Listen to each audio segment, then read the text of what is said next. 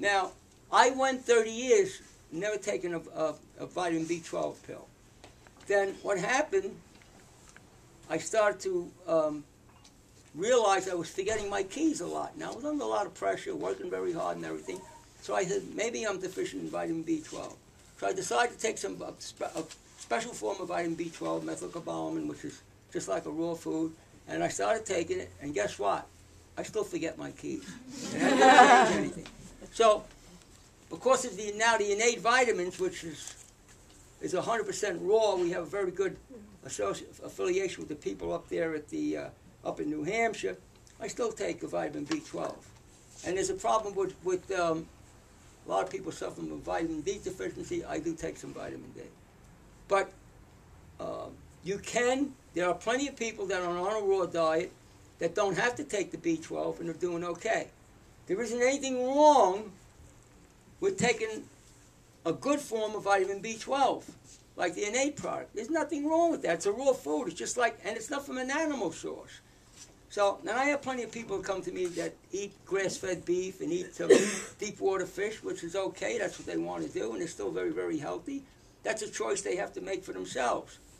But one thing is for sure. You produce, the intrinsic factor is part of the gastric juice secretion in your stomach.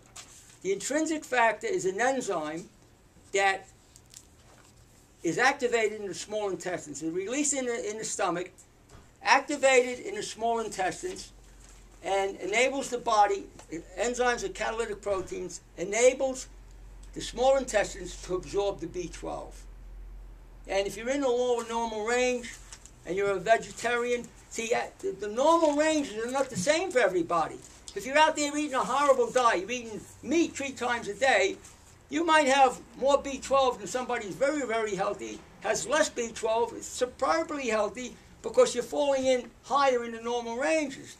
If you're a vegan, vegetarian, or raw fooder, and you're above the normal range, just below it, you're perfectly fine if you're not symptomatic.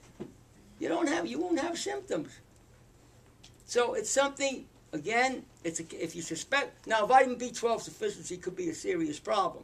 If you have a real vitamin B12 deficiency, the whole problem is you don't want to wait till you have a serious problem because it's serious. There are in-between stages where you could have a B12 deficiency that you could become aware of. I mean, say you do, one of the first signs is short-term memory loss. That's why I looked at it that way, because I was aware of that.